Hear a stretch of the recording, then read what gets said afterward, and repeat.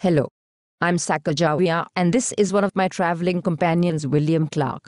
We recently got back from a long expedition where Clark and his companion Meriwether Lewis explored the western part of the continental United States for their government. Yes, this is true, Sacagawea. But don't forget to tell our beautiful audience about your part in our expedition.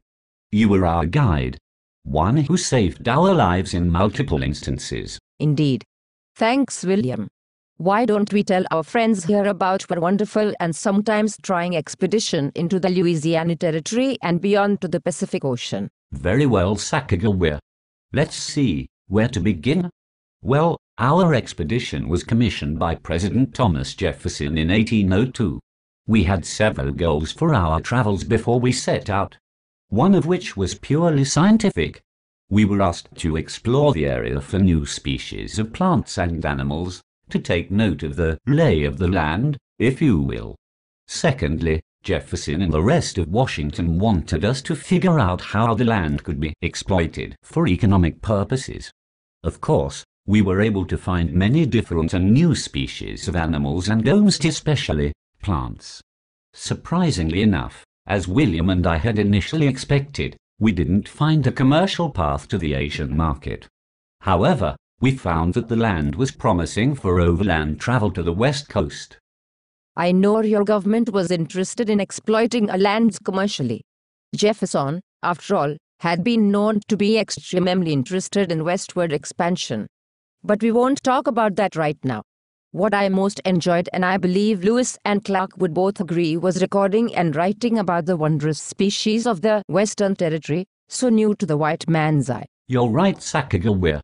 And to be honest, I think I enjoyed that the most as well. However, it is important to explore the political side to our expeditions.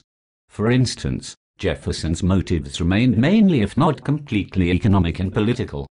Politically, Jefferson just wanted to lay claim to these lands west of the Mississippi before any European nation could do so according to the Discovery Doctrine. Economically, in addition to wanting to possibly exploit this newly acquired land for resources, he wanted to acquire friendly ties to the native traders in the area. So unfortunately, Sacagawea, Jefferson's motives certainly were not in the Native Americans' best interest, but you can be sure that the trade and money our expedition and Jefferson's interest in the Pacific Northwest will bring the natives of the area great security and prosperity as traders. This is true, William. And with me as your guide helping to translate, I think many of the local tribes along a route took a kind liking to the possibility of trade with the white men. We certainly did have an interesting time, did we not, Sacagawea? It was certainly a trying expedition. We often had chiefs who wouldn't allow us to pass through their land without a tribute or gift.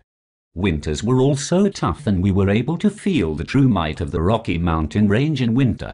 We also helped to map the land, providing even more knowledge in addition to the scientific journals that allowed for a greater understanding of this new area. America now knows about what will most likely be the newest addition to the continental United States. Of course, only thanks to Congress' support, kind native tribes, and yourself, Sacagawea. Well, thank you very much, William, and I hope you enjoyed learning about this new territory. Just remember to take care of the land and respect those who are already there. Foreshadowing, perhaps.